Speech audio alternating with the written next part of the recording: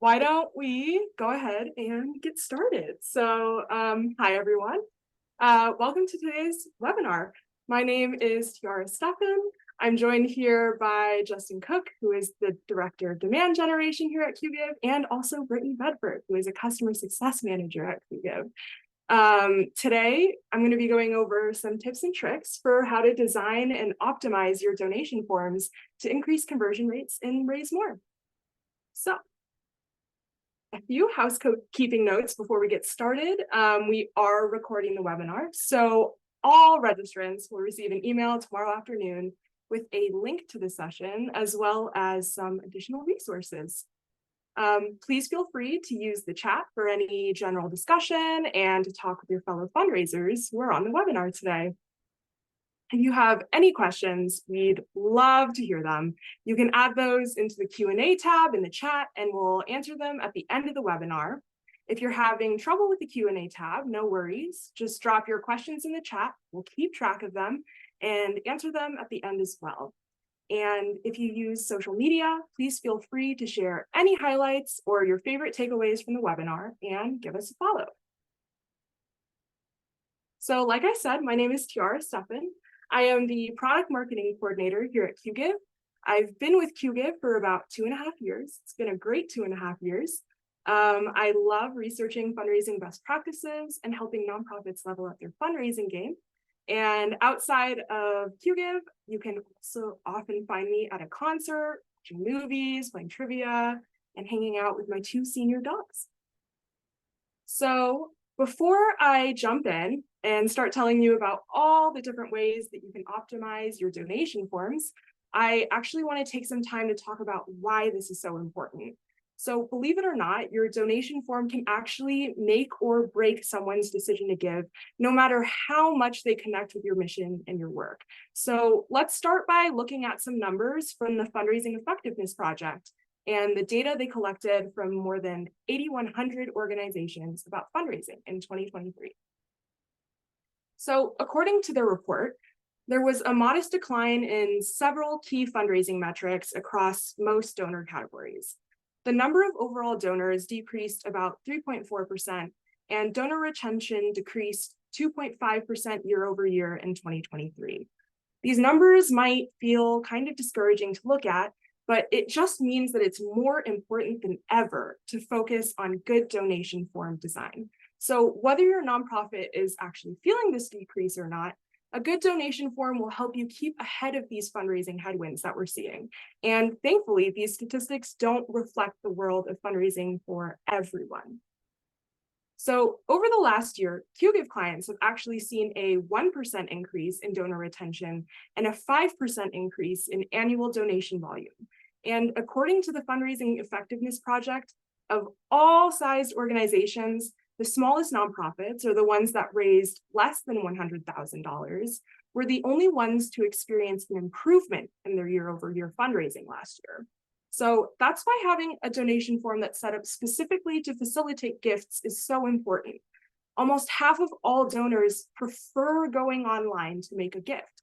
So having a great form is important, and good donation form design can help you experience the same successes that other organizations have. So whether someone lands on your donation form already committed to giving or just checking out your site, a good donation form will do 3 things for you. The first is that it'll help build trust between you and your donor. They'll feel comfortable knowing that their money is going to go directly to your nonprofit and that it will actually make a difference. The second is that it will also reduce anxiety in your donors. A good form will signal to your site visitors that their information is safe and that it won't be misused. And third, a nicely optimized donation form will remove any kind of friction from the donation process, which means your user won't feel confused, overwhelmed, or uncertain at any point during the process. By optimizing your donation form to accomplish these 3 things, your donors are going to have a better giving experience, and it's going to make them more likely to come back and give again and again in the future. So today I'm going to show you some industry best practices that will help you do those three things for your donors: build trust, reduce anxiety, and remove friction. We're going to look at design elements that you can add to your form to encourage donations, and we'll also cover the best kind of format for your donation forms. We'll look at a few different strategies that you can use to inspire donors to give larger gifts or upgrade their one-time donation to a recurring donation. And we'll go over some adjustments that you can make to your form that will make donors feel comfortable giving to you.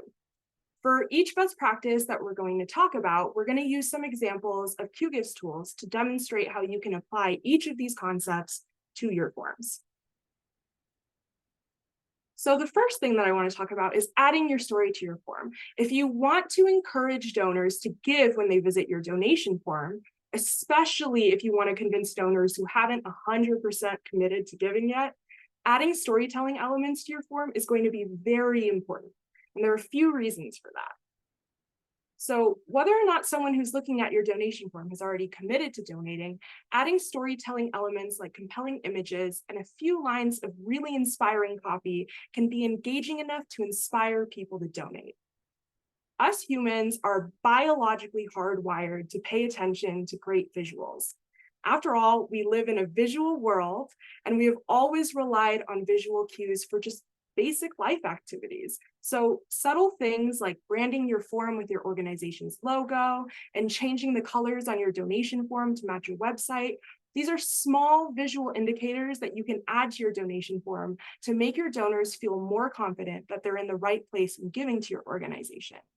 But you can also still take things a step further visually by making it easier for your donors to actually visualize how their donations will be put to work.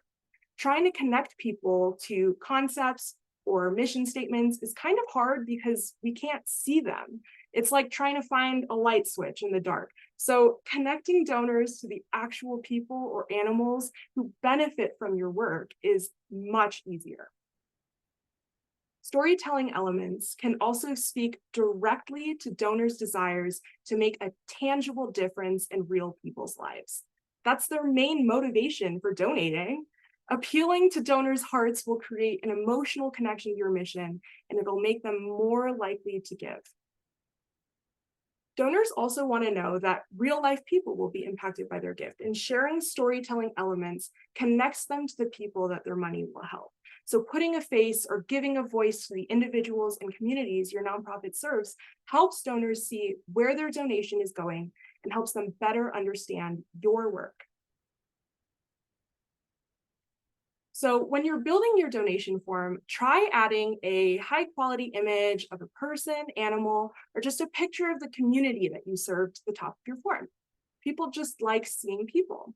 And if you're an organization that works with animals, who doesn't love a photo of an adorable puppy from your shelter or a cool shot of the rescues in your wildlife sanctuary? Those photos are really going to speak to your donors and help them see where their donation is going. Now, this is super important. Avoid using a video here. In a study from Next After, adding a video to a donation form actually decreased donations by 560%. That's because videos can be really distracting, but images help donors stay on task. After you've added your image, you want to add an impact statement or a few short sentences about why donors' gifts matter and what they'll accomplish. So this step will help you achieve two of those goals that we talked about earlier. First, you're helping build trust between your organization and your donor. You're signaling that they're giving money to a trustworthy nonprofit, and you're showing them their potential impact. You're also reducing anxiety in your donors. So well-written copy here will reassure your donors that they're giving to the right campaign and that their money will go where they want it to go. It can also reassure them that you're a legitimate, active nonprofit that will use their money wisely.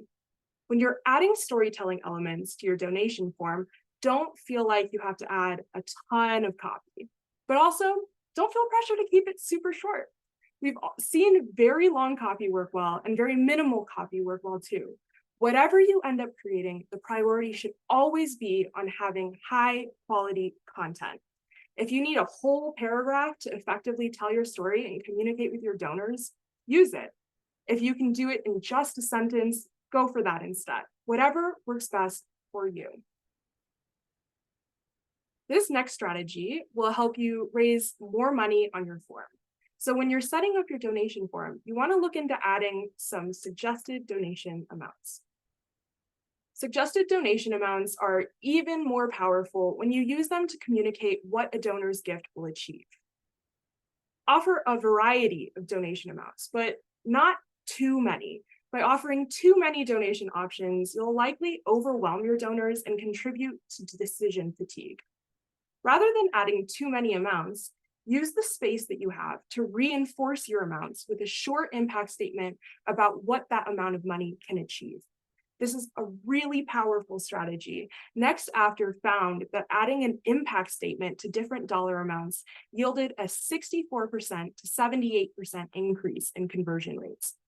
Donors will give more per transaction, and more donors will actually give. And feel free to get creative with these suggestions. Consider how you can use them to reinforce your appeals and inspire your donors. So if you're using QGIve donation forms, getting suggested donation amounts set up takes just a few minutes. But whether or not you're using QGIve, the first thing you want to do is identify the range of amounts you want to offer your supporters. This will look a little different for everyone. So if your average donor gives $30 per transaction, you can try setting your first suggested gift amount at $35. If your average donor gives $15 per transaction, try suggesting $20 as a starting amount. As you go along the process of setting up your suggested amounts, add a short description to each that communicates what each donor's gift can achieve. Whenever possible, focus on the tangible impacts of a gift. Donors love being able to envision exactly how their money is going to help.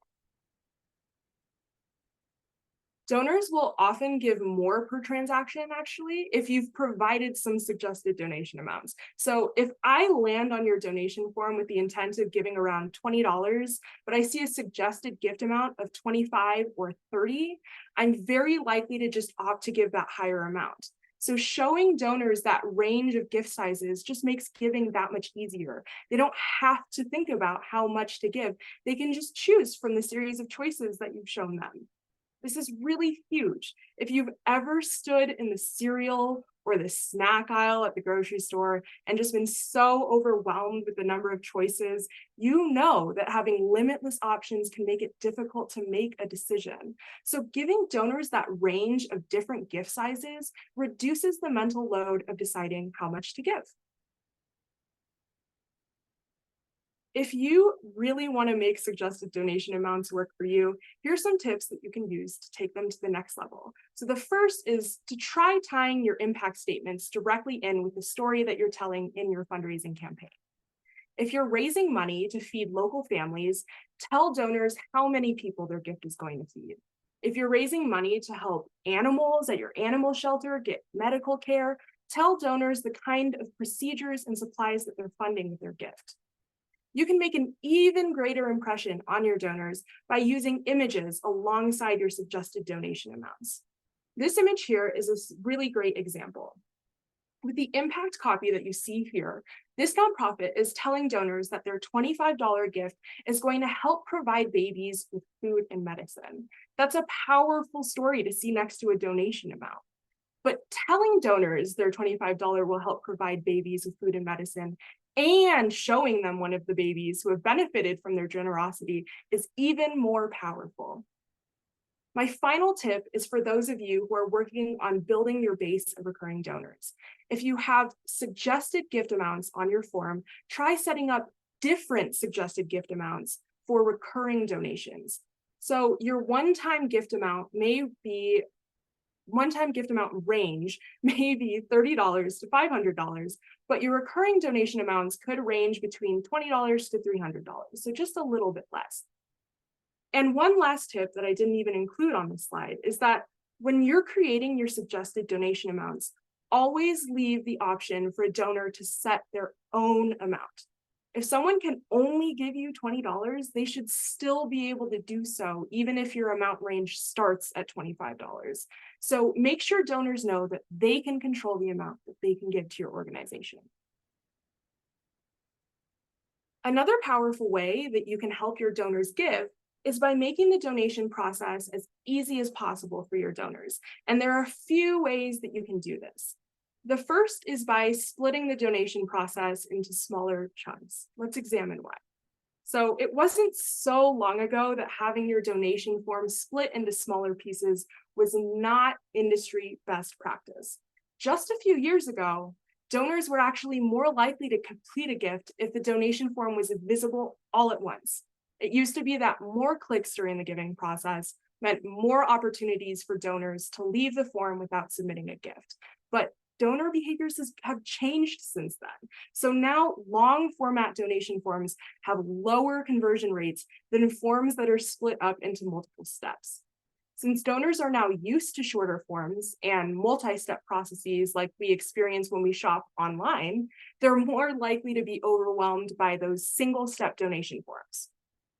Luckily, you can reduce that friction and prevent them from getting overwhelmed by splitting the process into smaller, more manageable pieces.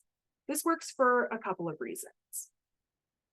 One important reason is that a donor's first step is choosing their donation amount. When they choose their gift size, they've moved to a different section of the donation process. In their mind, that donor is now committed to giving. So moving them on to the next step after they make that initial decision just makes the rest of the giving process a formality. And as they continue through the giving process, they become more and more invested in the act of giving, making them less likely to abandon your donation form without completing it. The process of moving from one step to another also creates a sense of cognitive momentum. The further someone moves through the process of a multi-step donation form, the more invested they become in completing the process. Now, I haven't taken physics since high school, but from what I can remember, you can basically think of this like regular momentum. Once something is in motion, it's likely to stay in motion. So once a donor starts a multi-step process, they're more likely to complete it. Another way to expedite the giving process is by offering your donors multiple payment options. So offering donors flexibility with payment options means that they're going to be able to support your organization through the method of their choosing. The important thing to remember here is that convenience is king. When you've been online shopping, you've probably noticed that consumer brands have already adopted those flexible payment options. Many donors have actually come to expect the same ease and convenience that comes with online shopping in their donation experiences as well. So when donors are on the go and inspired to give, providing them with that kind of convenience is essential to getting donors to follow through with their donation. A big part of that convenience is giving your donors the option to give via digital wallets. So today, nearly 9 out of 10 Americans are regularly using some form of digital payment from an ever-growing list of digital wallets like PayPal, Venmo, Apple Pay, and Google Pay. So in addition to their popularity, digital wallets streamline the donation process, meaning that it's less likely that donors will abandon their donation once they've begun the process. Paying with a digital wallet is just quick, easy, and secure, which makes it an ideal payment choice for many donors today, especially those younger generations. So if your donors prefer digital wallets over other payment methods, they'll be more likely to give to your organization if they see it on your form. The decision to give is often dependent on the donor experience being offered. So if you don't give your donors options, you're likely to alienate some donors that come to your form and don't see the donation experience that they prefer. There are a lot of reasons why adding digital wallets to your donation forms can be beneficial to your organization. So we're going to continue talking about that later. Before then, I want to expand on recurring giving. So if you want to grow your base of recurring donors, when you're setting up your donation form, you have to make sure that you've enabled recurring gifts on your form. Recurring donors are kind of the dream donors of any fundraiser, right? Around 45% of donors give to a monthly giving program, and they tend to give about 42% more annually than their one-time counterparts over the course of their relationships with the nonprofit. So recurring gifts are regular, dependable income that represents a base of donors that give more and stick around longer than one-time counterparts. Recurring donations are also a really valuable engagement tool for nonprofits who are looking to engage younger donors. As many as 52% of millennials prefer to give monthly over giving one large gift. Millennials and Gen Z donors tend to be very philanthropy-minded, but they don't often have the same amount of disposable income as donors from older generations. Showing your younger supporters that they can make a big impact by giving a smaller amount every month is a really powerful way to welcome them into your donor base. Before I show you how to set up recurring donations in QGive's system, I want to give you a couple of pointers that will make your recurring program more appealing. First, you want to try to include a short, clear appeal for recurring donations on your form. The team that put together this form here used some custom coding, so it does look a little different than the standard QGive forms, but I want to draw attention to the appeal on the right-hand side. The writing isn't super easy to read, but it says, become a monthly donor and your ongoing support will provide food and shelter for hungry, homeless neighbors. They added a little banner that says, greatest impact here. And I also wanted to point out their suggested gift amounts as well.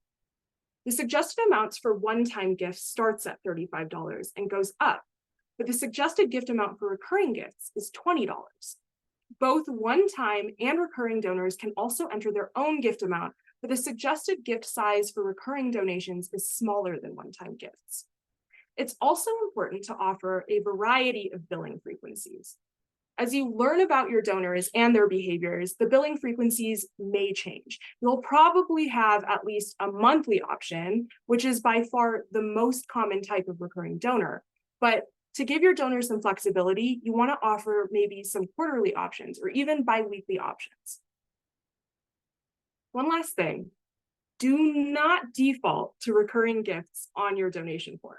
Now, if you're running a campaign that's actually centered on recurring gifts, and if you are explicitly asking for recurring gifts, then you might want to send out a link to a donation form that does default to your recurring options.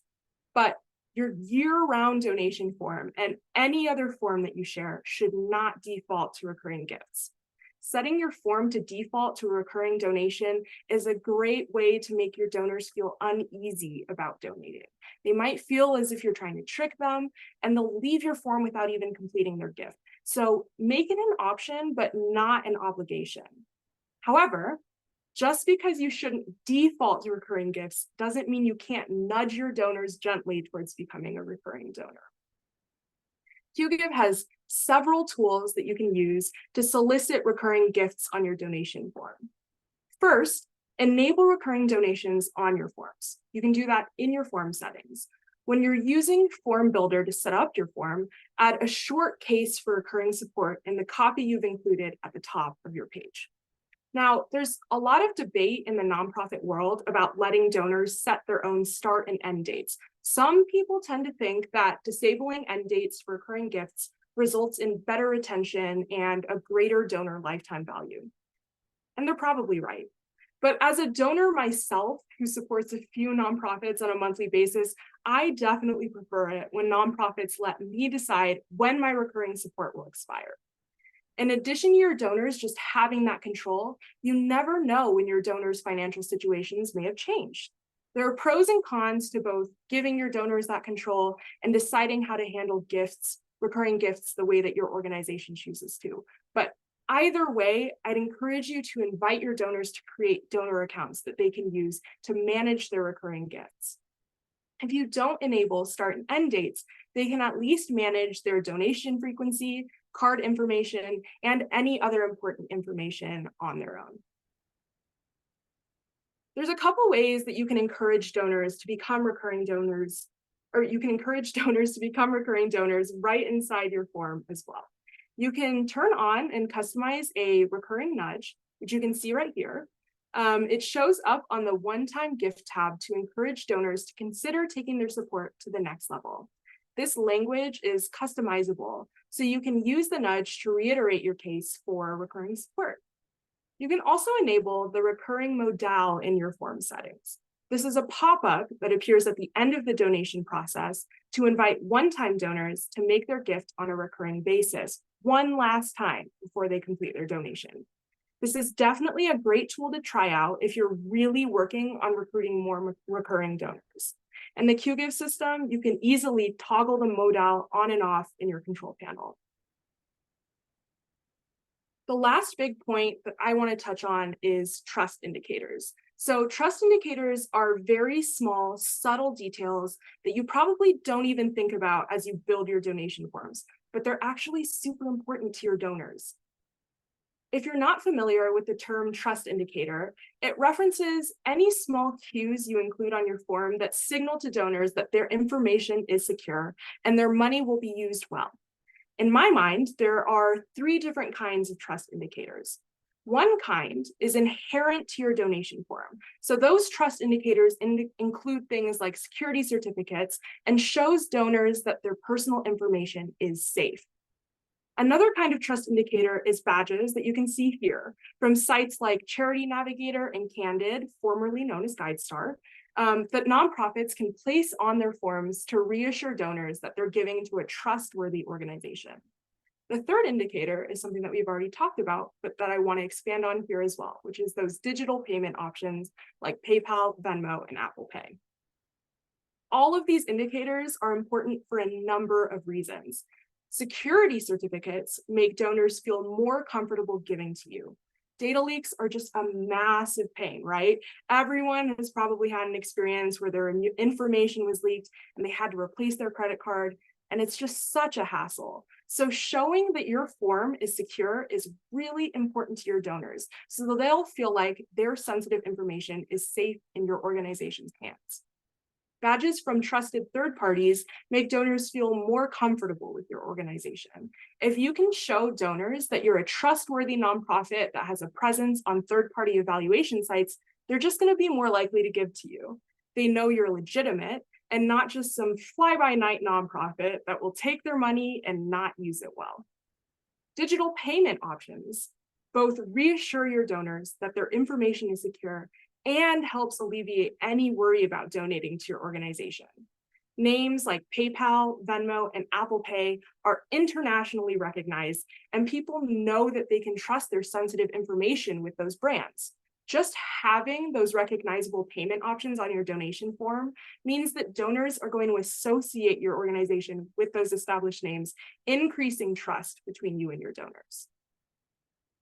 In terms of donation form conversions, these trust indicators are tremendously important. So there are 3 things that I'd encourage you to do here. The first is to make sure that your donation form is on a secure page. If your donation form's page URL begins with the HTTPS prefix, your donors know your page is safe. In fact, the S at the end of HTTP literally stands for secure. Fun fact.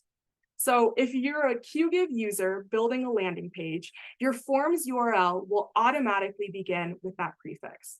If you embed your donation form on a page on your website, instead of just building that landing page, the form is still secure, even if your page doesn't have that prefix in the URL. That said, you know your form is secure, but your donors might not. So make sure the page you've used to embed your form also has that HTTPS at the beginning of your URL. Your donors will notice. The second is to have a lock icon by the payment information chunk of your donation form. It's a really small detail, but Next After actually found that adding that lock icon to the area containing payment fields increased donations by 95%. Donors want to feel safe when they're giving you their sensitive information, and a lock icon is a simple way of providing them with that feeling. If you're using QGIve, your donation form already has this icon present, so you can go ahead and cross that off your to-do list.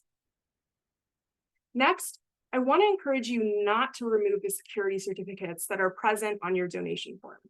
If you're using QGive, these certificates are at the bottom of your donation form near the submission button. Having them there shows donors that their information is protected while they're finalizing their gift. These certificates aren't particularly lovely. They may not fit your form's branding or your aesthetic, but they can be really important to donors. So resist the temptation to override them with custom code and leave them there as a reminder to your donors that you value their privacy. Finally, you want to set up digital payment options on your form. We've already talked about this, but not only does this make donating a breeze for your donors who like to use digital wallets, but it's also a secure way of giving. All transactions via a digital wallet are encrypted from start to finish, so it's really difficult for your donors' information to be compromised. It just puts your donors' minds at ease to use these digital wallets. With QGive, it's really easy to set up digital wallets. If you're using PayPal or Venmo, your organization does need its own PayPal or Venmo account, but once you're all set, you just toggle on Express Donate in your form settings and start accepting those donations. So if you're using QGive, there's not a lot that you need to do to include trust indicators on your donation form. If you're embedding your donation form on a web page that does not include the HTTPS prefix, you want to work with your webmaster or site host to get that page encrypted. Your form already includes that lock icon and security certificates, so all you have to do is resist the urge to change them. And if you want to add some of the other trust indicators we talked about, like the one here in this screenshot, or your charity navigator and candid badges, you can do so using the form builder tool. All right, so thank you everyone for joining today. We're going to get here to Q&A in a moment. Earlier this year, QGive joined the Bloomerang team to offer a modern giving platform that puts relationships at the heart of fundraising.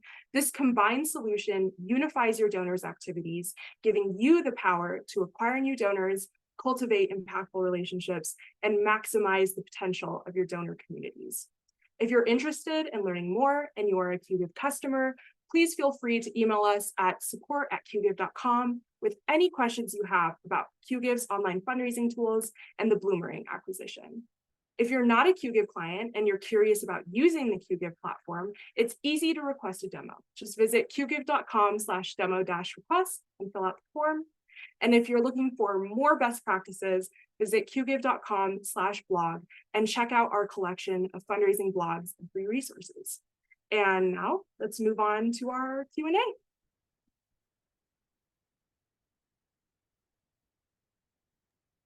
First and foremost, thank you everybody for all of the questions. Brittany and I are running around trying to make sure that we can answer everything as effectively as possible so far. So a couple of things that I wanted to address. One of the first questions that was asked by Kim was, if you show what the dollar amount covers, would you have donors concerned about having that gift restricted? So the example provided, if I say that $25 covers a lunch, would the donor expect that their gift is only used for that student lunch? And so one of the Betsy, you hit the nail on the head, absolutely right. The best way to convey that message is to use language that provides you that wiggle room. So could provide, or it can provide $25 to cover that lunch, for example. So it's one of those things where you want to make sure that you're giving tangible a tangible way to understand what the donation is providing, but without committing it or restricting it to that specific need that donor is giving to your organization. The other note that I added in there is that one of the most powerful ways to use the impact statements and images are when you've organized it around a specific campaign that you're running. So if your nonprofit has a need, if you're a food pantry and you have a need to raise more money, being able to visualize that for the donors that are giving to your organization and creating a whole donation form that is dedicated to that one specific campaign and need that you have, and you're running appeals and you're sending all of this different information out, is very useful to convey that, and considering that the funds will go directly to the need that you have for your organization. Catching up on a couple of other things here. Brittany, did you want to jump in on Yes, I just got a couple negative more. smart amounts? Which one are we doing? The smart amounts from Callie? Yeah. Okay, so yes, I did put it in the chat as well if everybody can see it, but just in case. So smart amounts won't actually show the impact statements that you are adding on the donation amount setting side, because those are generating different amounts based on where the donor is and some other information that are not actually being something that you're setting. So they're showing different amounts. So the impact statements that you do have will not populate with smart amounts. And then I think Callie added, or Sam, sorry, all the questions are moving so fast. Do you want to talk about the Apple Pay? Yes, so we do absolutely. So I think there was two questions regarding Apple Pay. So the first one was, does QGIve integrate with Apple Pay? We absolutely do. So there are certain restrictions on how that is visible on your form, but you can activate that and add it to your form and accept donations through the Apple Pay integration that QGIve forms do have. I want to move on to a couple of the other questions that we haven't answered, because I feel like some of this other stuff is already available for everyone to see. So one of the questions, Sandra, that you asked, does the recurring gift prompts work? And are there any stats on how many people click them and then change their donation to the monthly gift after being prompted? So unfortunately, it's very difficult for us to actually track how well that specific call out works. So we can give overview of some of the retention numbers that we see and the number of recurring gift recurring rates that we see improvement on across what the platform data that we can pull. I think one of the main benefits of the upgrade prompt is, number one, you are able to surface that monthly giving is an option. So some of the things that we talk about with engaging younger donors or donors that may just not have a lot of money to give overall is that recurring giving is a great option, and they may not even know that that's available with your organization and through the form that they're giving through. So being able to add that prompt really surfaces that as an option and does provide an easy way to sort of break that payment down into like smaller bite-sized chunks for them. So it's not like all at once. The other great purpose of the recurring giving prompt is that you have the ability to add a secondary impact statement, right? So we've been talking a lot about impact statements. It gives you another area to say, hey, $25 is really useful for this. And did you know that if you give on a recurring basis, you're going to make an even bigger impact for our organization? So it's another area to continue to drive that narrative and story about how donors can give more and make a greater impact on your organization. Where is the best place to add badges on the donation form? So number one, I know that Tiara mentioned during the webinar that there are natively built-in trust signals that QGIve donation forms have. And I believe most other platforms have some type of trust indicator on their donation form. So it's one of those things when you are looking and exploring different donation form providers that you are looking for those things. What type of security do they have? Is the information that is being given by your donors protected, right? So that's number one. Number two, some of the other trust indicators that we're suggesting, I would add them below your donation form. You don't want to distract from the overall giving process. Adding more seems like a good idea until your conversion rates drop and they tank. So adding it to the bottom doesn't create any of these different types of distractions that donors can potentially pull them away from actually completing the donation. But adding it to below, in case those that are curious about your organization, your security, what's available, just adding it to the bottom. It's a pretty standard practice to put it down there, and people would expect to scroll down to see that.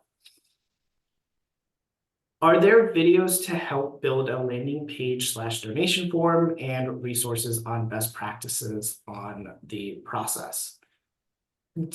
So Rachel, I wanna, so yes, I just want to say yes, there is. go ahead. Yes, we absolutely do. We can add that to follow-up email to you. Yeah, I totally can. Yep, we have our help desk that are for clients only, that you will actually walk you through using the landing page, all the great tools in there. And then our amazing marketing team has a ton of resources on best practices. So we can definitely drop that in. But I have to also plug that with QGIve, you get unlimited support and training, and you can always set up a one-on-one meeting with one of our customer experience specialists who would be absolutely happy to walk you through that. And kind of, share screens and other examples as you are kind of talking about your unique needs. Let's see. Trying to catch up on the Q&A as well. Got a lot of good questions. I know, so many good questions. Let's see.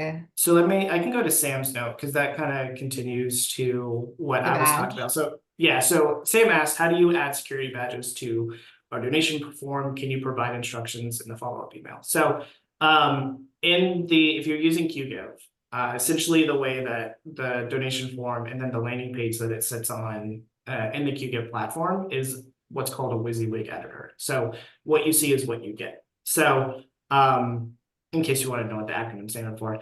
And all you have to do is drag whatever content you're trying to add to the donation form into that landing page right below it.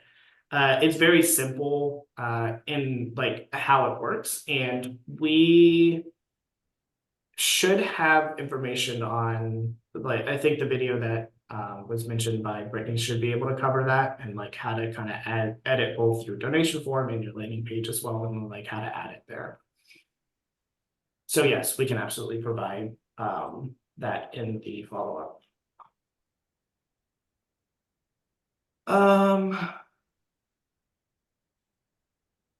Is there anything that you see, Brittany, that you've I'm answering Sunita's, which is unique to her fees. Okay. Let's see, or what about Jennifer's? How do you change the recurring amounts suggested from the one time? Is that for smart amounts or so? Standard, you can create your different donation amounts that you want to be visible on for the one-time tab, and then the different amounts that you want on the recurring tab. And then the smart amounts does that on its own, just based on, again, the donor that's visiting your page. But that can be updated under the donations area under your form settings. And if you, we can send that article, that help desk article as well in the follow-up, or you're welcome to give us a call or send us an email, and we can point you in the exact direction on where you can make those updates.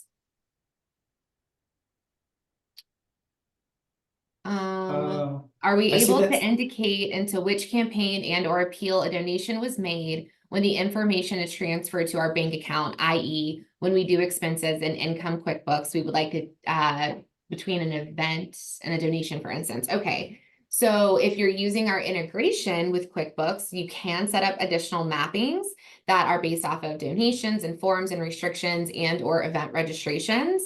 When it's actually into your bank account from QGIve, no, that comes over as your merchant processor is going to send that over. But if you are using QuickBooks and you aren't using our integration, please reach out to us and we would be happy to help you get that set up so you can indicate what campaigns and appeals are what with donations. Keith Moore, how do you add the ability for a donor to leave a note? Can you clarify that a bit in terms of what you're asking for leaving a note? So do you mean like dedicating their donation to someone specific and they're like donating in the name of, or are you asking in terms of like leaving a note for your organization to understand what they're donating for? If that makes sense. general encouragement and intended use. So, okay. Brittany, do we have the ability to add we could add a custom field for a Yes. note section. Yes. So you could absolutely do that for like a general encouragement thing. In terms of like the ability for a donor to give and like restrict that donation, we have QGIV has a built-in recurring restriction system. So if you wanted to set up either a single restriction or multiple different types of restrictions that donors can give to, you can absolutely set that up, and they can indicate directly on your form, hey, I want to give this amount to this restriction, and that's what I want my funds to be used for. So you can absolutely set that up. If you prefer sort of letting them leave the note and putting it that way, you can absolutely do that on a custom field. Let's see. So many great questions, I everybody. know. Really appreciate it. Brian, for adding QGIV or digital wallets for your QGIV donation form, you can do that under form settings, or go ahead and just email us at support@qgiv.com, because we're going to have to be involved in that in a little bit anyway. So if you just give us an email, that'll get you ahead of the game. How do you add that custom field? Oh gosh. Might be easier just to send you. I answered. It's under form settings. Oh, Restrictions okay. are under Cool, form cool. settings field. If you aren't sure how to get to your form settings, again, reach out to the support team and we'll get you where you need to go. I was gonna say that might be better for the documentation, but that's Brittany's on it. We have unlimited support. Take advantage. Like, there's no additional cost. Yes. Email us, call us. Like, we're here for you. Katie asked, can you speak to the integration with Bloomerang, or is that for a different webinar? I think there's an extended sort of conversation that would come with the Bloomerang integration. We have a video, we have a video that we can share about the QGIV integration with the Bloomerang donor management. We can absolutely include that in the follow-up as well. It's getting lengthy, this follow-up email, but essentially, yeah, it comes out of the box. We have a way for you to quickly get that set up, and there's certain fields that are automatically mapped according to what the Bloomerang CRM will look like. Additionally, there are ways to create custom mappings as well, to map different donations or event registrations and any types of funds, specifically back into your Bloomerang instance that you're using. So a lot of ability in there. Automatic syncs, manual syncs, depending on if you want to do that. If you want to have ultimate control over how often that syncs, and if you want to, do anything before it syncs over to Bloomerang. So a lot of ability. The video can absolutely speak better to it than I'm clearly doing at the moment. But yeah, there's a lot of ability in there. Yes. Yeah, I'll add that video to the follow-up email as well. Also, it's she was also asking adding QGIV form for an already Bloomerang customer. So definitely like reach out to us independently, because yes, it's easy, but there is a couple of different setups. Similar question, if you're a Bloomerang customer, is your data automatically linked, or do you need to set that up separately? You will need to set that up separately. It's easy. It's going to be in your QGIV account, but it is going to be setting up the actual mappings. It's not going to just automatically populate. Thank you for that clarification. I think we've answered pretty much. Is there any other questions while we're here? Does QGIV charge percentage of donation? We do have processing fees. So on the standard donation form, that processing fee is 3.95% plus 30 cents per transaction. If you're using your preferred processor. Yes, if you're using our preferred processor. So that includes everything, all the charges that come into it. That includes the credit card processing fee plus the QGIV platform fee overall. So we make it easy for everyone to understand. We don't, no hidden fees is our goal. So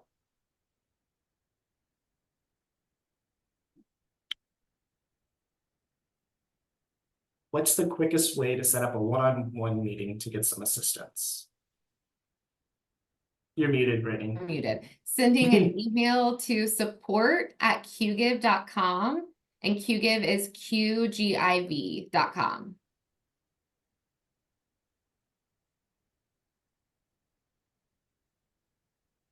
Good. Everybody's questions get answered. If you do have any additional questions and you're a QGive customer, please email us or call us. We would be happy to chat and help. And if you would like to learn more about the QGive platform, we're happy to set you up with a time to talk with one of our